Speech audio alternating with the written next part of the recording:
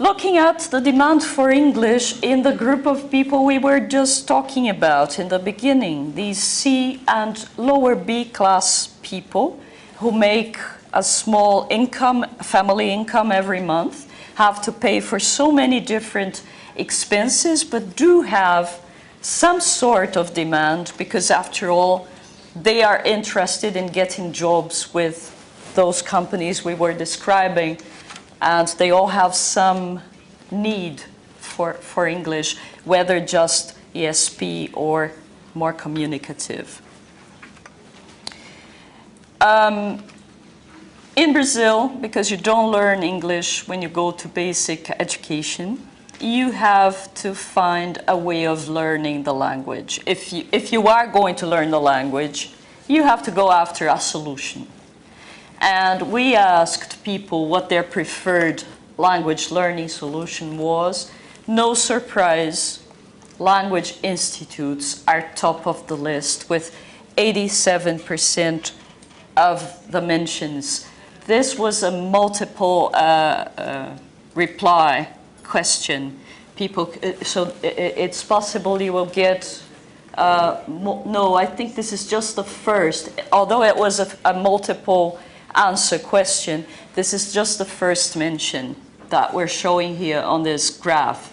So you have 87% of people prefer language institutes, and then you have smaller rates for the other possible solutions. Why do people want to learn English?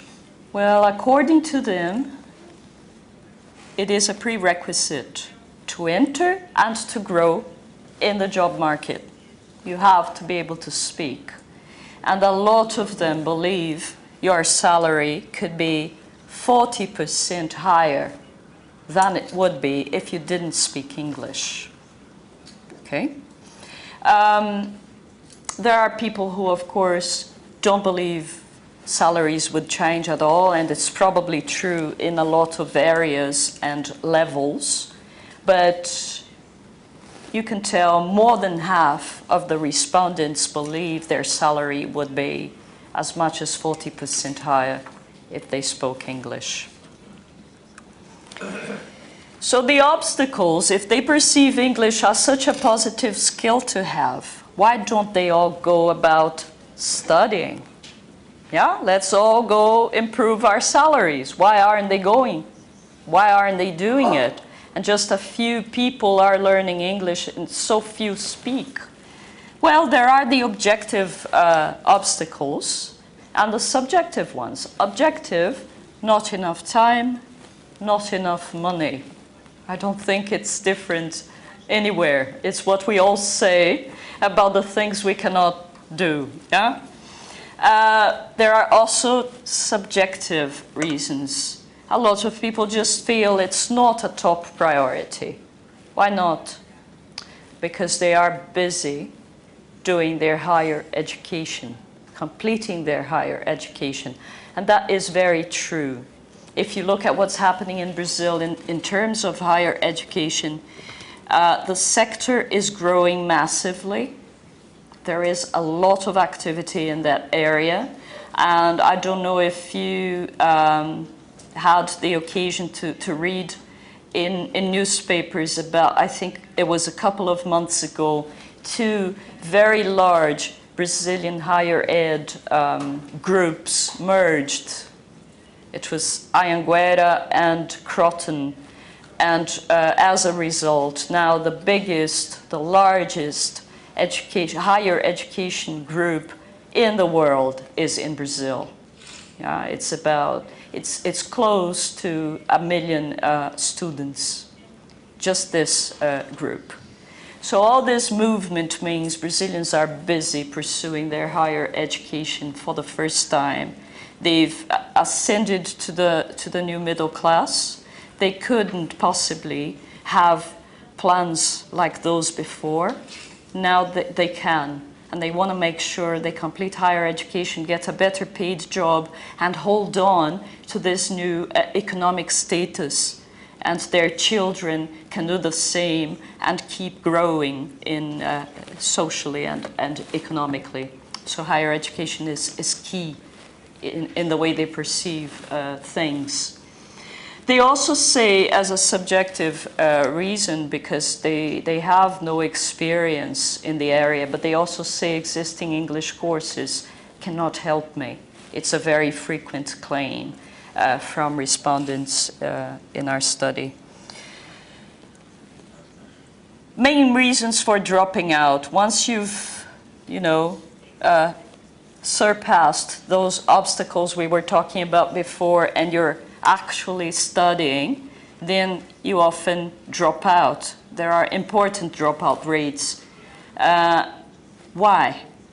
The key reason, according to these respondents, was they just couldn't get to class, so they missed too many classes and decided, well, I'm going to drop out.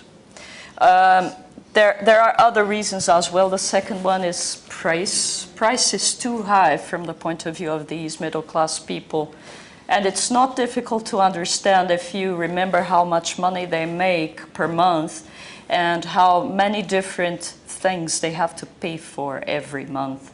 And they have at least a couple of children. So.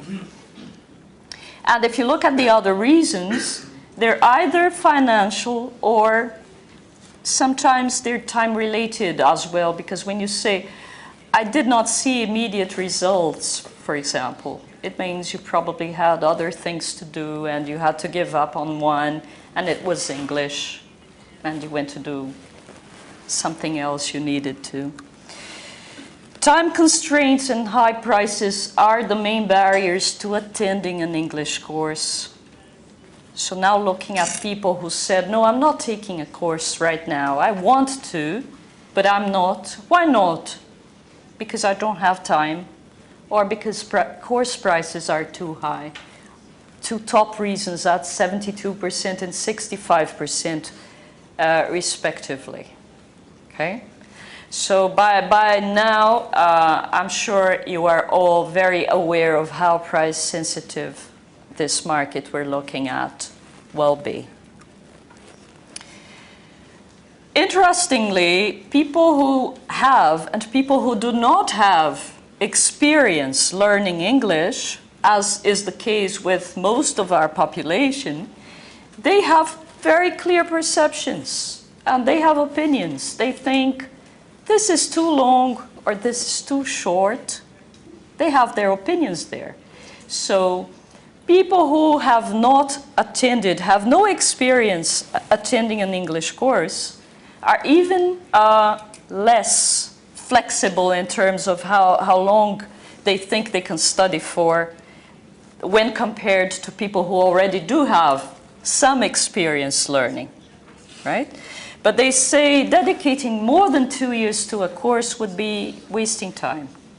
They want it to be quick. Quick and effective.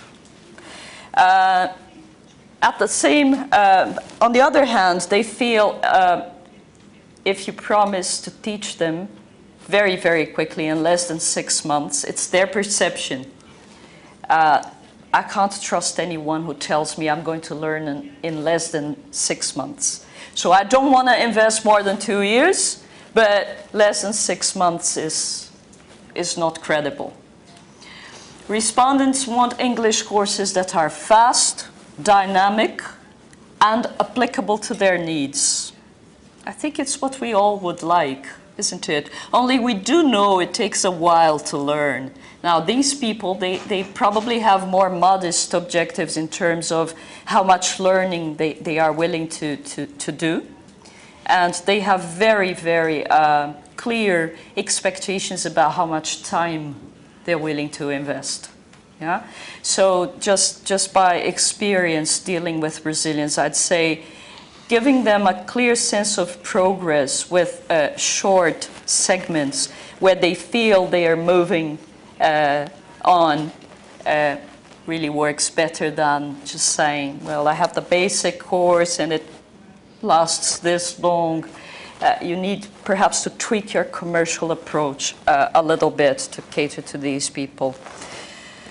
They clearly see some of the courses that are active in the Brazilian market, the higher end ones, as very traditional and a bit too worried about perfectionism, and they don't want to go there. It's not their ambition to be perfect. It's just their ambition, honestly, to get by in life and in their jobs.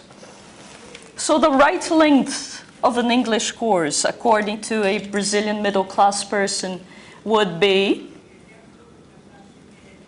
not more than 2 years. You see, very few people expect it to be quick, but hardly anybody says, I'm going to study for more than 2 years if I need to. The exception is the orange segment, people who have attended or are currently attending, do have a notion it does take a while. So they're more open to longer approaches. But to catch new students means you have to give them a sense of fast progression. How long a class should be? Not more than 2 hours. Yeah. 50% of the respondents see speaking as a priority. No surprise, Brazilians are very communicative. Yeah, we are.